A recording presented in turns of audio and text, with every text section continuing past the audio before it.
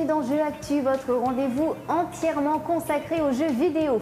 Le temps file à toute vitesse et d'ailleurs l'été approche tout doucement, ce qui signifie que l'on va bientôt décoller pour Los Angeles afin de partir assister à l'E3 2012, le plus grand salon de jeux vidéo au monde.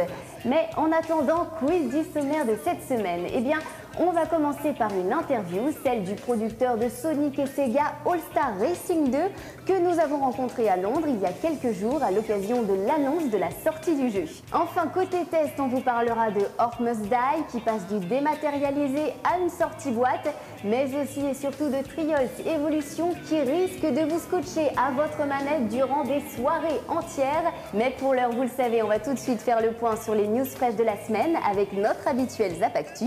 C'est parti.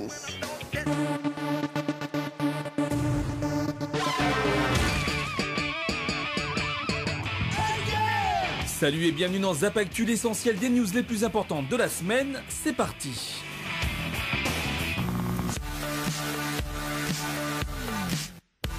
Et pour commencer, rien de tel qu'un petit tour d'horizon des chiffres de vente annoncés cette semaine. Et c'est Portal 2 qui dégaine le premier, avec des résultats qui tombent un an quasiment jour pour jour. Le titre s'est écoulé à ce jour à 4 millions de copies sur PC, Xbox 360 et PlayStation 3. Un grand succès qui ne nous dit malheureusement pas s'il s'agit des ventes juste physiques ou si les téléchargements sur Steam ont été pris en compte.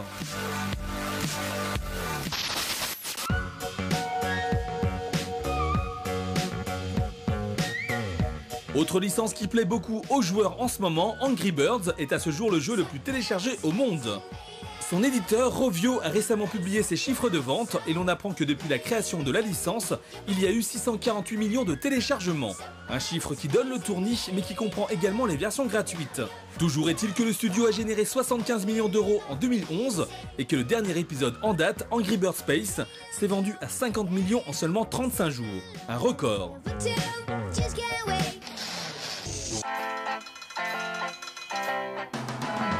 On le sait, les temps sont durs pour les éditeurs de jeux vidéo et certains plus que d'autres accusent le coup. C'est le cas de THQ qui se voit contraint de zapper l'E3 prochain, qui est pourtant le plus grand salon de jeux vidéo au monde.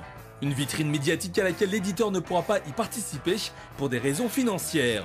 Sega est dans le même cas de figure puisque la firme japonaise vient d'annoncer son absence à la prochaine Gamescom, le plus grand salon européen de jeux vidéo, également pour des problèmes de sous.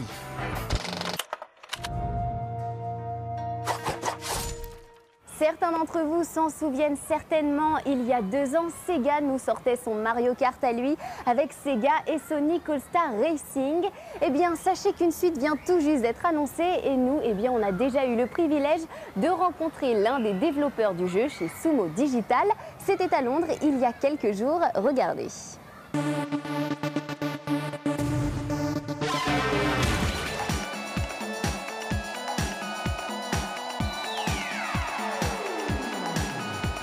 En 2010, Sega et les studios Sumo Digital tentaient de bousculer l'hégémonie de Mario Kart avec un jeu de course tout aussi coloré et bon enfant, baptisé Sonic et Sega All-Star Racing. Fort d'une première expérience concluante, le studio britannique revient plus motivé que jamais avec une suite sous-titrée Transformed que nous présente son producteur. Tout le jeu repose sur la transformation. Les véhicules se transforment en voitures, en bateaux, en avions, et chacune de ces phases possède une jouabilité bien précise. Chaque conduite peut même avoir une existence à part entière, tant on a atteint un niveau de détail élevé. Avec l'arrivée de l'eau et des phases aériennes dans des niveaux sur lesquels on avait plutôt l'habitude de conduire, on a décidé d'intégrer ces passages en pleine course. On pourra donc avoir des ponts qui s'effondrent, nous faisant tomber dans une rivière, ou d'autres cas qui débloqueront une route aérienne. Les environnements changent au fur et à mesure que l'on avance, c'est vraiment génial d'avancer et de voir en temps réel ce qui provoque ces évolutions dans le décor. On a ainsi pu introduire de nouvelles séquences de gameplay de façon très progressive. C'est là qui a véritablement dirigé le développement du jeu, c'est-à-dire la transformation comme axe principal. Des transformations qui puisent ses nombreuses inspirations dans les licences phares de Sega et dont les joueurs n'auront aucun mal à reconnaître. La métamorphose des environnements varie selon la licence dont on s'inspire, un peu comme les 2 circuits que vous avez essayés. Avec Panzer Dragoon, on voulait par exemple que le joueur soit capable de voler aux côtés de dragons. On voulait un circuit où l'on puisse à la fois naviguer sur l'eau, mais également voler avec eux. On a donc travaillé sur les différentes manières qui amèneraient le joueur à commencer sur Terre, progresser sur l'eau et enfin se retrouver dans les airs. Et pour mettre tout ça en œuvre, on a décidé d'utiliser les dragons ou bien encore les vers géants de la licence qui pourraient attaquer les dragons durant la course. Donc le plus important était de faire des circuits grandioses et ensuite de choisir une licence qui colle parfaitement à nos idées. Concrètement, tous les circuits sont très différents et donc très compliqués à modéliser, mais en général on ressort satisfait une fois le travail terminé.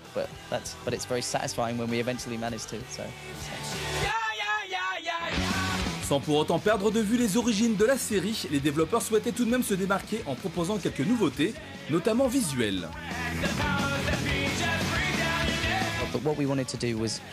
Notre idée de départ, c'était de récupérer les meilleurs éléments du premier épisode et d'introduire de nouveaux éléments de gameplay pour en faire une suite plus aboutie.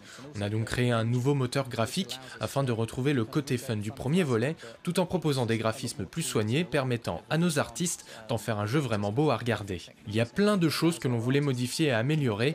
Le premier jeu est sorti il y a déjà 2 ans et beaucoup de choses ont changé. Les jeux sont aujourd'hui de plus en plus beaux et on voulait surtout rattraper notre retard. Une compétition dont pourra se soucier les créateurs du jeu dès la fin de l'année 2012, date de sortie de Sonic et Sega All-Star Racing Transformed sur PlayStation 3, Xbox 360, 3DS et PS Vita.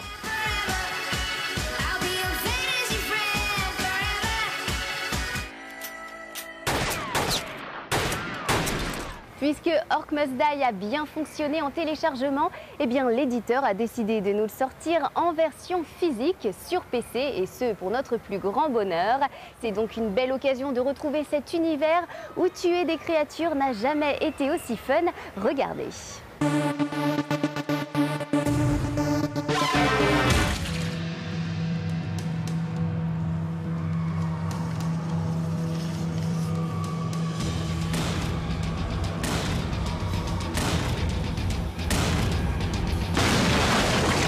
Sorti dans un premier temps en version dématérialisée, Orcs Must Die arrive aujourd'hui sur les étals des grands magasins de France et de Navarre. L'occasion pour tous ceux qui étaient passés à côté de ce jeu sympathique de le redécouvrir dans les meilleures conditions possibles. Appartenant à la famille des Tower Defense, Orcs Must Die vous demande de contrer des vagues d'ennemis qui cherchent à atteindre des failles magiques présentes dans les niveaux. Pour protéger ces portails, des dispositifs divers et variés sont à notre disposition, comme des pièges à pieux, des barils explosifs ou bien encore des plaques de flèches à installer sur les murs. Tout cet arsenal pour éliminer orques, ogres, trolls et autres créatures plus viles les unes que les autres, avec une ambiance qui ne se prend jamais au sérieux. Le scénario est d'ailleurs là pour nous le rappeler, puisqu'on incarne un apprenti magicien pas bien malin, qui doit prendre la relève de son mentor tout juste décédé. Une histoire classique qui n'est là que pour servir le gameplay, et ce dernier se défend plutôt bien. Contrairement à la plupart des Tower Defense, le jeu utilise une vue à la 3e personne qui change tout, car il faut non seulement préparer ses pièges entre chaque vague d'ennemis, mais également participer aux combats qui ont lieu en temps réel.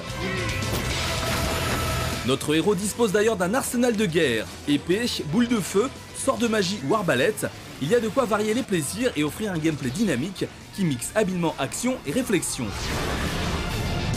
D'ailleurs, une fois le premier tiers du jeu passé, on débloque 2 arbres de compétences qui se réinitialisent à chaque niveau. Le premier améliore les défenses, tandis que le second se concentre plus sur le personnage principal. On ne peut évidemment pas tout débloquer en même temps et il faut donc savoir faire des choix éclairés en fonction de ses préférences de jeu et de l'architecture de chaque niveau. Quand ces derniers incorporent plusieurs étages, de multiples escaliers, des couloirs tortueux et des portails, il faut prendre les bonnes décisions en matière de placement de pièges et de déplacement du héros si l'on souhaite obtenir un bon score. Et comme la difficulté est parfaitement bien dosée, le jeu ne lâche jamais. D'une manière plus générale, les développeurs ont fait du bon boulot dans tous les domaines.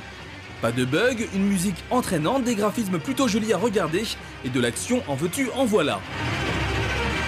Et pour couronner le tout, la version boîte du jeu inclut d'office tous les contenus téléchargeables disponibles et coûte moins de 20 €. Dans ces conditions, comment résister ? La note jeu actu, 16 sur 20.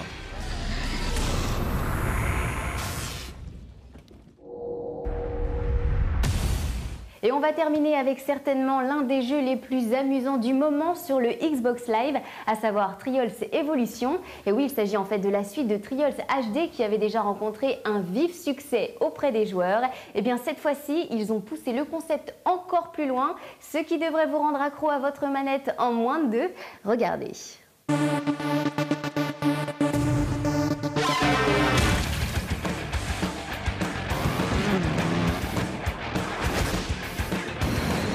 Véritable mine d'or pour les développeurs indépendants, le Xbox Live Arcade a permis aux joueurs de découvrir des perles telles que Shadow Complex, Limbo, I Am Alive ou bien encore Trials HD, sorti en 2009.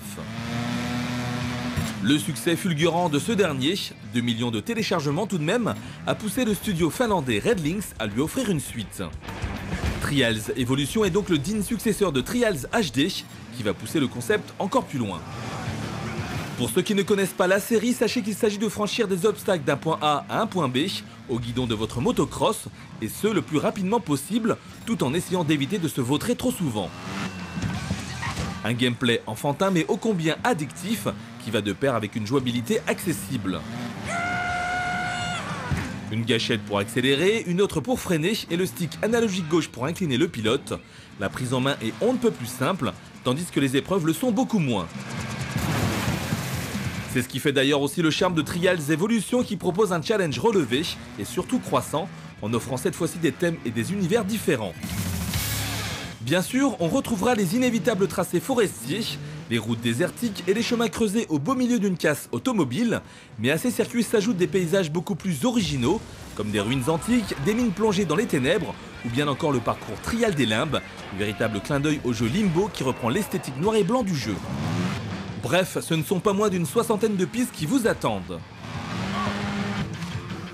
Mais la grosse nouveauté de Trials Evolution, c'est ce mode multijoueur, jouable au réseau ou online, jusqu'à 4 personnes. Les parties deviennent alors endiablées grâce notamment aux points distribués à la fin de chaque session, en fonction des actions réalisées pendant la course. Autant vous dire que ce mode apporte davantage de piment à cette suite, qui s'impose sans peine comme un indispensable de la Xbox 360. La note jeu actu, 17 sur 20.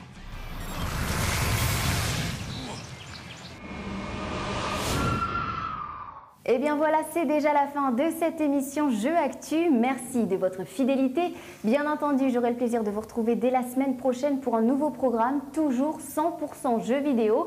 Et en attendant, n'oubliez pas, si vous souhaitez obtenir toutes les dernières news en matière de jeux vidéo, eh bien, je vous donne rendez-vous sur notre site www.jeuxactu.com ainsi que sur nos réseaux sociaux pour y gagner des jeux et tout plein d'autres cadeaux.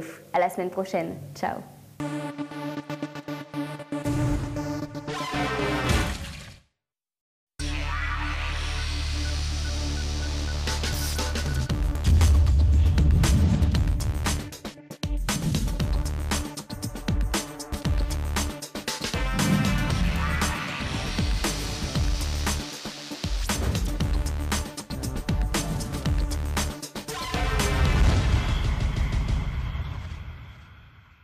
Bonjour et bienvenue dans Jeux Actu, votre rendez-vous entièrement consacré aux jeux vidéo.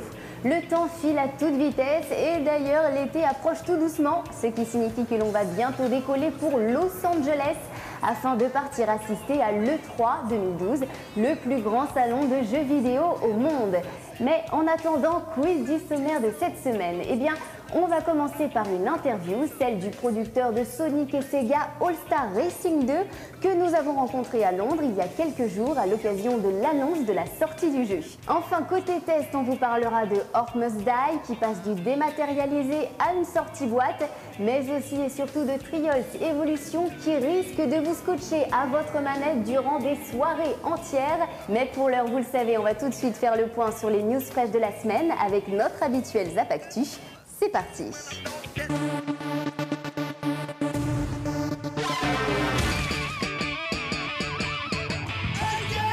Salut et bienvenue dans Zap Actu, l'essentiel des news les plus importantes de la semaine. C'est parti.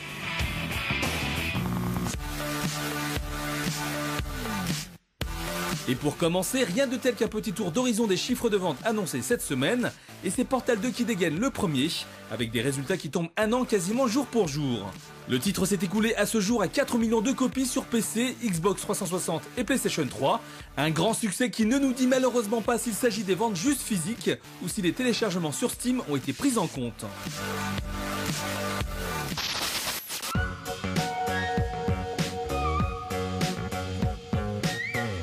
Autre licence qui plaît beaucoup aux joueurs en ce moment, Angry Birds est à ce jour le jeu le plus téléchargé au monde. Son éditeur, Rovio, a récemment publié ses chiffres de vente et l'on apprend que depuis la création de la licence, il y a eu 648 millions de téléchargements. Un chiffre qui donne le tournis mais qui comprend également les versions gratuites.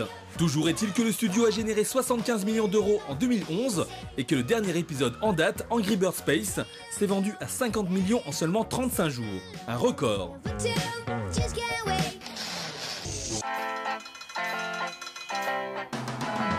On le sait, les temps sont durs pour les éditeurs de jeux vidéo et certains plus que d'autres accusent le coup.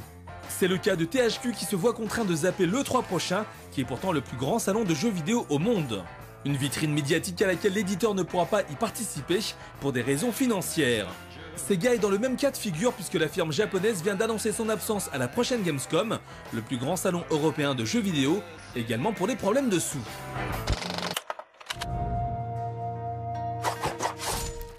Certains d'entre vous s'en souviennent certainement, il y a 2 ans, Sega nous sortait son Mario Kart à lui avec Sega et Sonic All-Star Racing.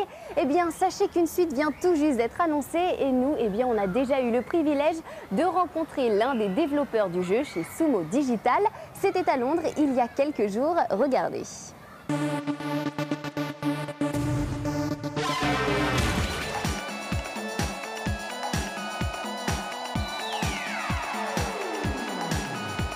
En 2010, Sega et les studios Sumo Digital tentaient de bousculer l'hégémonie de Mario Kart avec un jeu de course tout aussi coloré et bon enfant, baptisé Sonic et Sega All-Star Racing. Fort d'une première expérience concluante, le studio britannique revient plus motivé que jamais avec une suite sous-titrée Transformed que nous présente son producteur. Tout le jeu repose sur la transformation. Les véhicules se transforment en voitures, en bateaux, en avions, et chacune de ces phases possède une jouabilité bien précise. Chaque conduite peut même avoir une existence à part entière, tant on a atteint un niveau de détail élevé. Avec l'arrivée de l'eau et des phases aériennes dans des niveaux sur lesquels on avait plutôt l'habitude de conduire, on a décidé d'intégrer ces passages en pleine course. On pourra donc avoir des ponts qui s'effondrent, nous faisant tomber dans une rivière, ou d'autres cas qui débloqueront une route aérienne. Les environnements changent au fur et à mesure que l'on avance. C'est vraiment génial d'avancer et de voir en temps réel ce qui provoque ces évolutions dans le décor. On a ainsi pu introduire de nouvelles séquences de gameplay de façon très progressive. C'est là qui a véritablement dirigé le développement du jeu, c'est-à-dire la transformation comme axe principal. Des transformations qui puisent ses nombreuses inspirations dans les licences phares de Sega et dont les joueurs n'auront aucun mal à reconnaître. La métamorphose des environnements varie selon la licence dont on s'inspire, un peu comme les 2 circuits que vous avez essayés. Avec Panzer Dragoon, on voulait par exemple que le joueur soit capable de voler aux côtés de dragons. On voulait un circuit où l'on puisse à la fois naviguer sur l'eau, mais également voler avec eux. On a donc travaillé sur les différentes manières qui amèneraient le joueur à commencer sur terre, progresser sur l'eau et enfin se retrouver dans les airs. Et pour mettre tout ça en œuvre, on a décidé d'utiliser les dragons ou bien encore les vers géants de la licence qui pourraient attaquer les dragons durant la course. Donc le plus important était de faire des circuits grandioses et ensuite de choisir une licence qui colle parfaitement à nos idées. Concrètement, tous les circuits sont très différents et donc très compliqués à modéliser, mais en général on ressort satisfait une fois le travail terminé.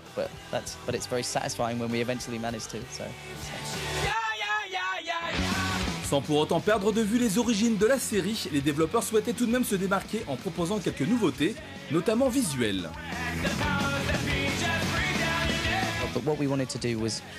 Notre idée de départ, c'était de récupérer les meilleurs éléments du premier épisode et d'introduire de nouveaux éléments de gameplay pour en faire une suite plus aboutie.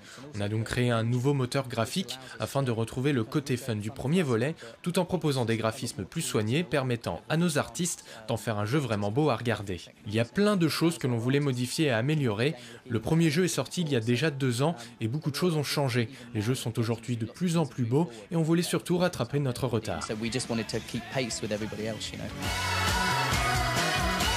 Une compétition dont pourra se soucier les créateurs du jeu dès la fin de l'année 2012, date de sortie de Sonic et Sega All-Star Racing Transformed sur PlayStation 3, Xbox 360, 3DS et PS Vita.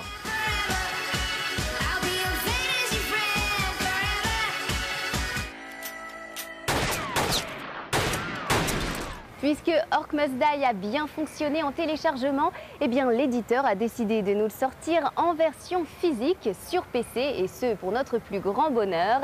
C'est donc une belle occasion de retrouver cet univers où tuer des créatures n'a jamais été aussi fun. Regardez.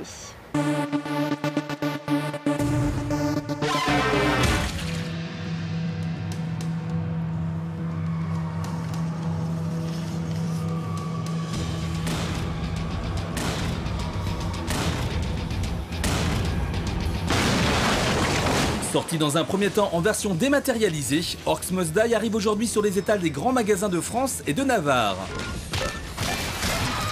L'occasion pour tous ceux qui étaient passés à côté de ce jeu sympathique de le redécouvrir dans les meilleures conditions possibles.